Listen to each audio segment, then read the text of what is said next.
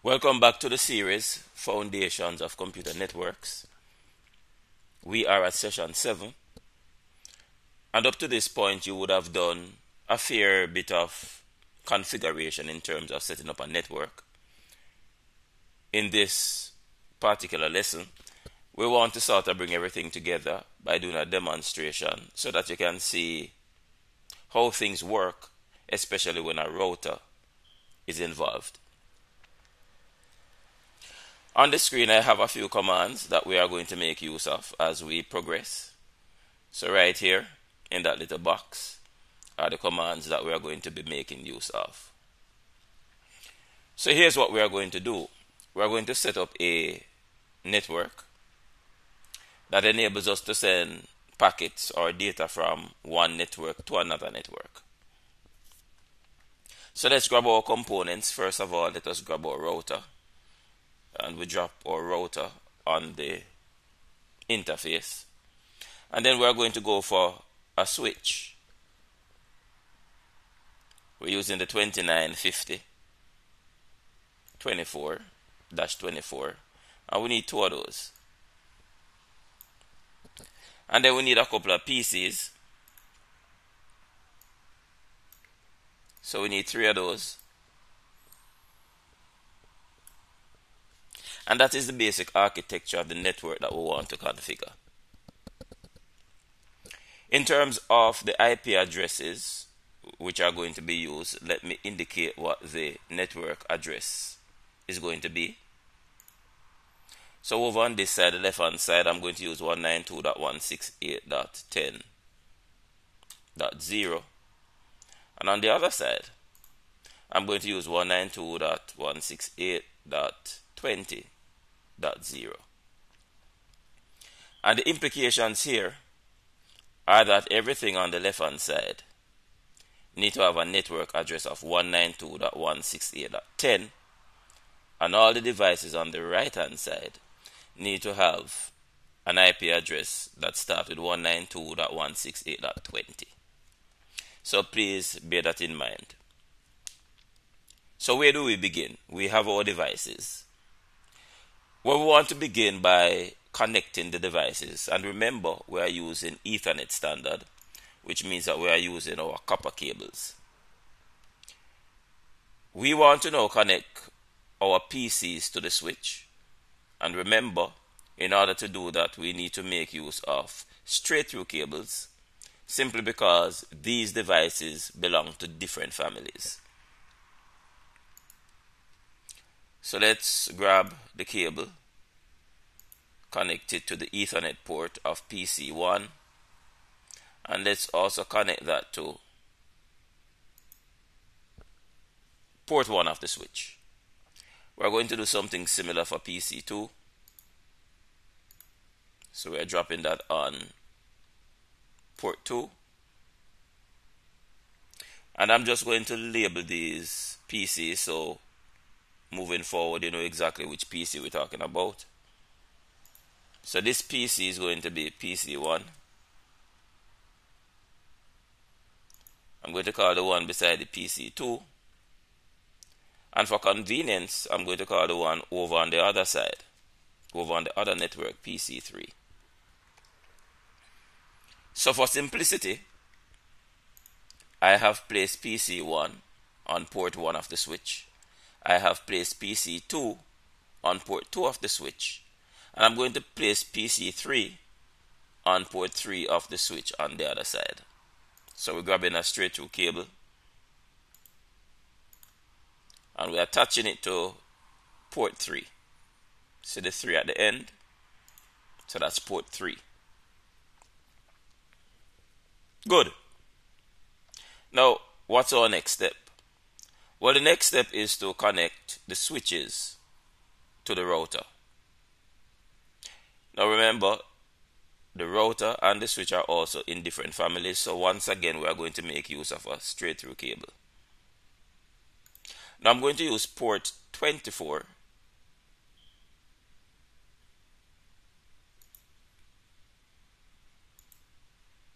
as the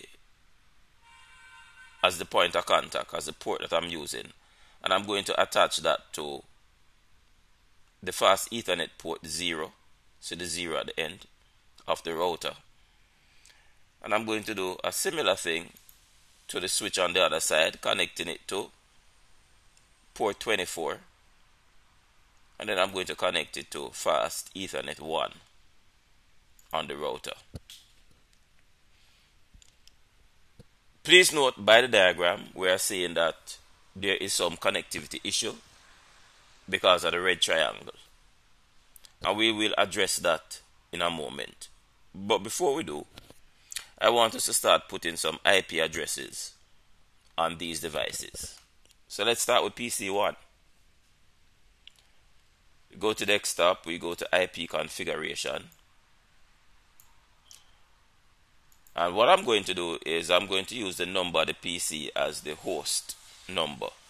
So it therefore means that this PC, PC1, is going to be 192.168.10 because that's the network ID. And the device is going to be .1. And we use our appropriate subnet mask there. We're going to do something similar for PC2. So IP configuration again, and this time it's going to be 192.168. Remember the network ID is .10, and the host ID for this one, because it's PC2, I'm going to call it .2, and we should be good there. Now if I go to the PC on the other side of the network, go to desktop and go to IP config. Now this is the .20 network. So it therefore means that the IP address for this device is going to be 192.168.20. And I'm using the 3, PC3, so it therefore means that it's going to be .3. Alright, excellent. So we are good so far in terms of setting up the IP addresses on the devices, on the PCs. But remember, in order for the data to travel from one network to the next, then there has to be a gateway, a point of entry and a point of exit into and from the network. And that is going to be captured by the router. So we need to put some IP addresses on the router that will represent the different gateways for each network. Now if you recall, I had attached this cable to port 24. So for ease of reference, I'm going to use .24 as the host ID of the IP address for each side of the router. You're going to see what I mean in a moment. So let's go to the router. And let's go to config. And I'm going to set up fast Ethernet 0. So that's port 0. And the IP address that I'm going to be using, because I'm talking about this side of the network. I'm talking about this side of the network. So therefore means that all the IP addresses that belong to this network need to begin with 192.168.10. So the gateway for this network has to start with 192.168.10. So I'm going to type for the IP address 192.168.10. But because I know that we have connected it to port 24 on the switch, I'm going to just call that .24. And I'm going to do a similar thing for the other side of the router, which is the 192.168.20 network. So here we go, 192.168.20, and because we connect it to port 24, then for simplicity, I'm going to use that 24. Now you don't have to do this, obviously, but it makes sense that you organize the network in a structured manner so that whenever it's time for you to be debugging any problems, it is easier because you kind of have a framework to work with. So we have set up our IP addresses on our router, but note when we look, we still see that the lines are red, and that's because we need to turn on the port. So if you look right at the top here, you see something that says port status. I'm going to click on it, and by the way, please note that we could have done all of this by typing in commands inside the router command line interface. So CLI means command line interface. We could have been typing these commands, but we are using the graphical user interface for simplicity. So I'm going to turn on the port. Notice when I turn it on, there's some activity that begins on that side of the network. And I'm going to do something similar to fast Ethernet 0. I'm going to turn it on as well and just have a look at the activity that you start to see on that part of the network. So I'm turning it on, and notice there's some activity that is taking place on that part of the network. So from a connection standpoint, we should be good. Note that the lines are becoming green, which means that in terms of getting the appropriate connection, we would have obtained that. And that means that we are complete in terms of layer 1. But remember, layer 1 is not the only thing. We also had to put on the IP addresses, which means that we would have taken care of layer 3 as well. Something is missing though. We have not yet configured the gateways for the machines, for the devices. In other words, the PC do not have any idea of what their gateway is. So that's something that we also need to take care of.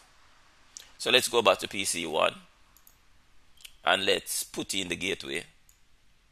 And because we use a nice scheme, we know that the default gateway is going to be 192.168.10, and it's going to be the IP address of the router, and we had used .24.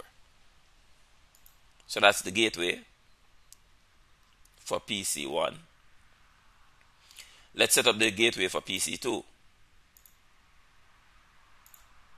So for PC 2, it's going to be the same, 192.168.10.24. And then let's go and set up PC 3. So for PC 3, it's going to be 192.168.20.24. And this is a good thing when we use an organized scheme for giving out IP addresses. So let's get rid of that. And now we should be good in terms of our connectivity, both from the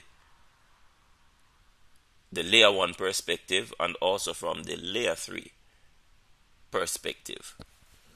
Now if you recall, layer 2 deals with MAC address, and these PCs already have a NIC that is installed, so they already have a physical address. Let me quickly go to the router. I'm going to go to the command line interface. We are currently inside the enable mode, but I'm just going to type it again just to show that we are inside the enable mode. And we know that because we have the hash sign, so we can now execute the command show IP route.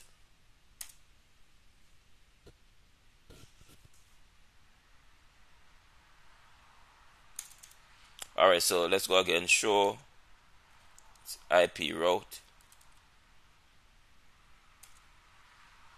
Alright, I'll go back to that temporarily. So let's move on to the switch. Go back to the CLI or the CLI, go into enable, and this time we are going to say show MAC address table.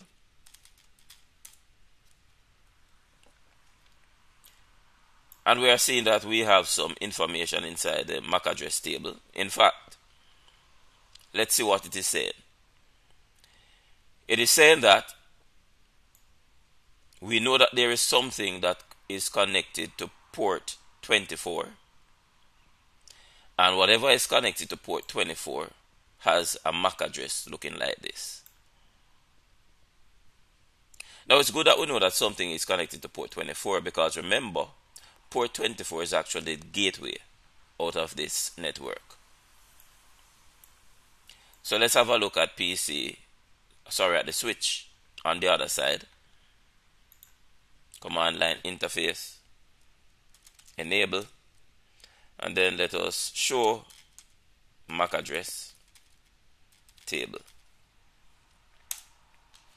And once again, we are seeing on this side that the switch knows that it is connected to the gateway, which is an important thing.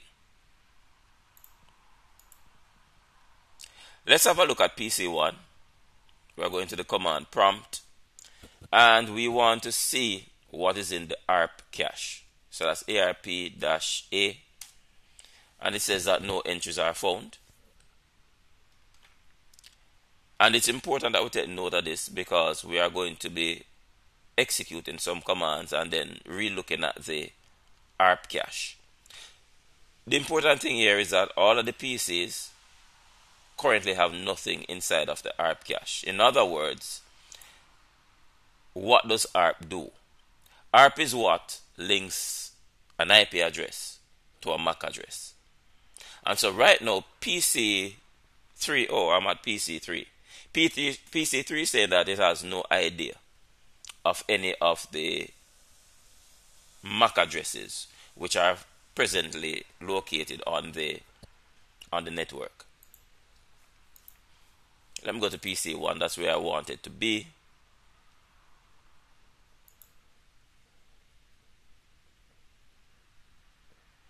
Alright, so I have named them PC1, PC2, PC3, but internally it got different names. So let me not focus on what is up here. Let me focus on what I call them in terms of the labels. So PC1, PC2, PC3. So I am on PC1. I've looked at the ARP cache. I've found that there's no entry there. But I'm going to now try and ping PC3. Now remember, PC3 is on a totally different network. It's on the .20 network, whereas PC1 is on the .10 network.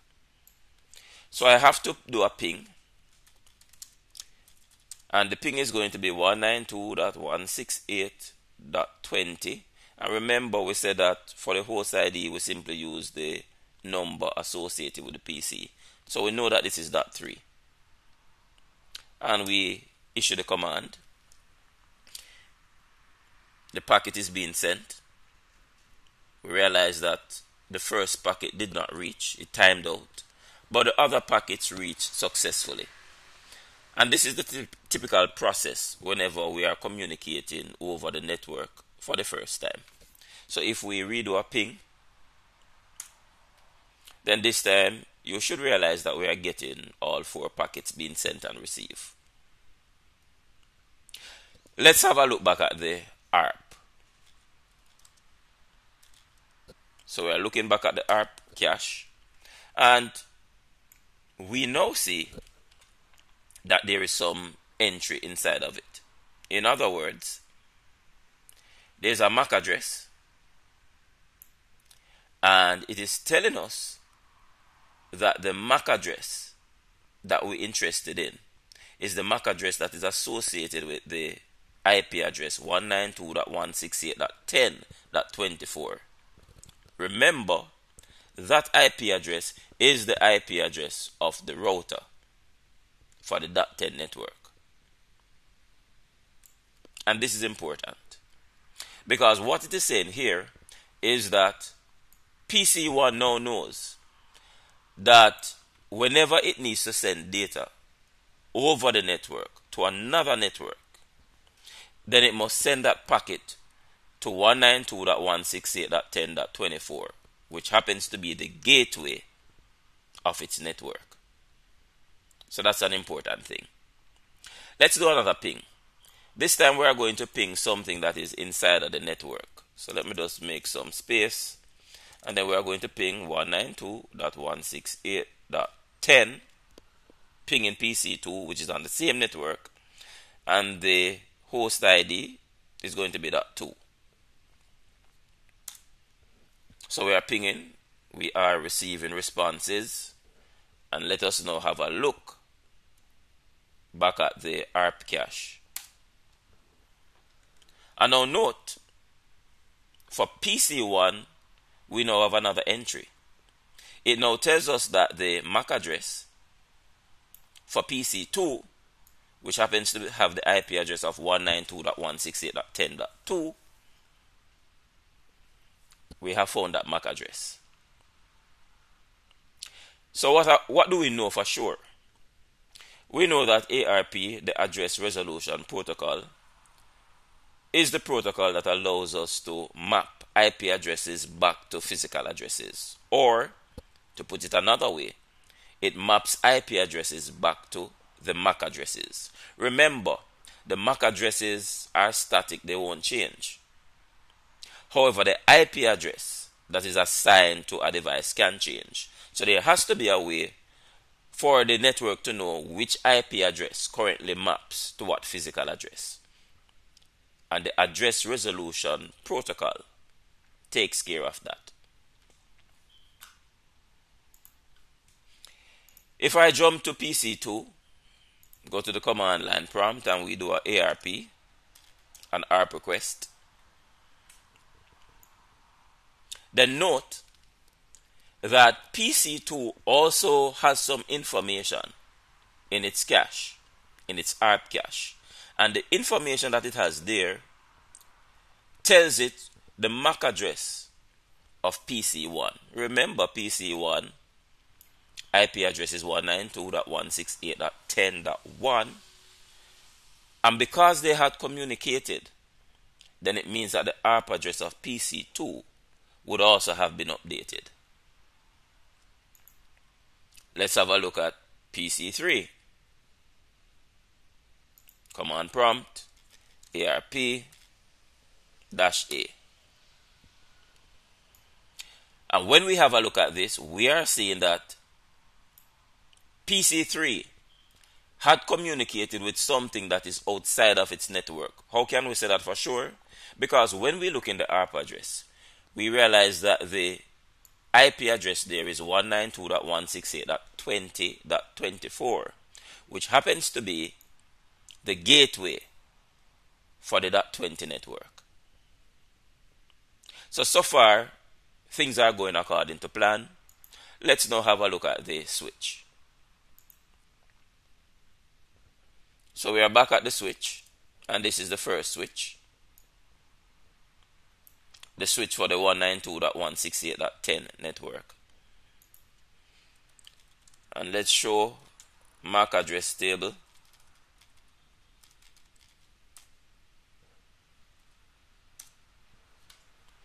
And when we have a look at the MAC address table, we realize that we are seeing several entries. We are seeing that on port 1, there's a MAC address that is associated with that. On port 2, there's a MAC address associated on that. And for port 24, there's a MAC address that is associated with that. So in other words, the switch knows the MAC addresses of each of the devices which are attached to it. And therefore it knows where to send the data, or on which port to send the data when it is destined for a particular device. If we do something similar with the switch on the other side of the network,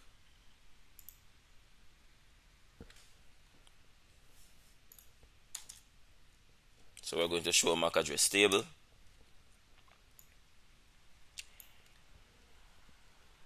then we have seen here that port 24 is connected to or has this particular MAC address. So that's the information that we have. Let us now send a packet from PC3 over to probably PC2. Let's do that. So we're at PC3.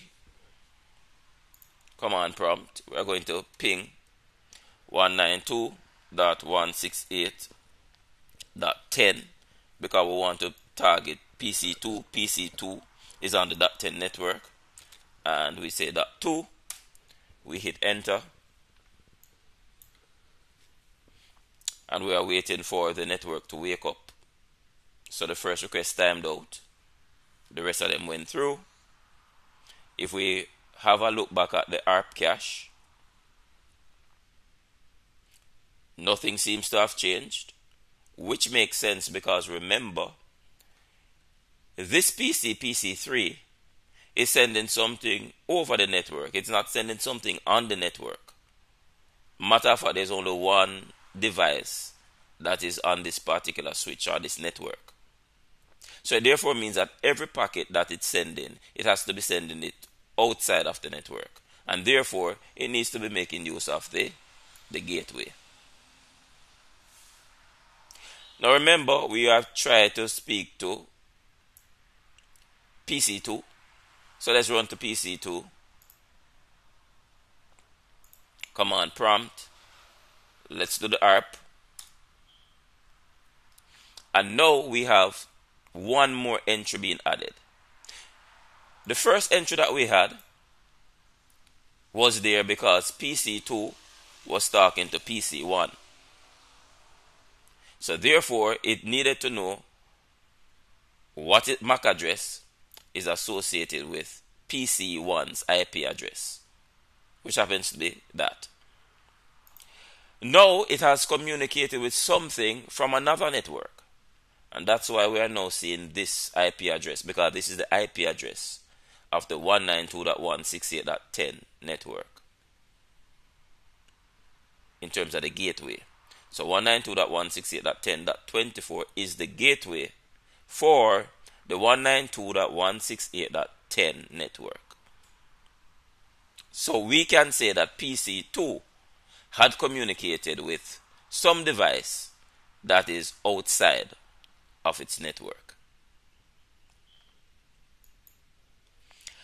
So there we have it. We have taken care of these protocols, demonstrated these commands, and that should be enough for you to get a more fulsome understanding of what is happening in terms of the network. Now let me go back and try this show IP route and try and decipher what is happening there. So enable show IP route. Alright, so we're getting somewhere now. Point that we want to make here is look at this and look at this. Those IP addresses tells you the different networks that are configured on the router. So remember, the router is connected to two networks. One of them being the 192.168.10.0 network, and the other one being the 192.168.20.0 network.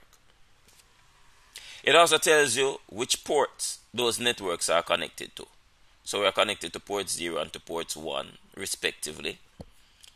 And the next thing that it tells us is the IP address of the gateways.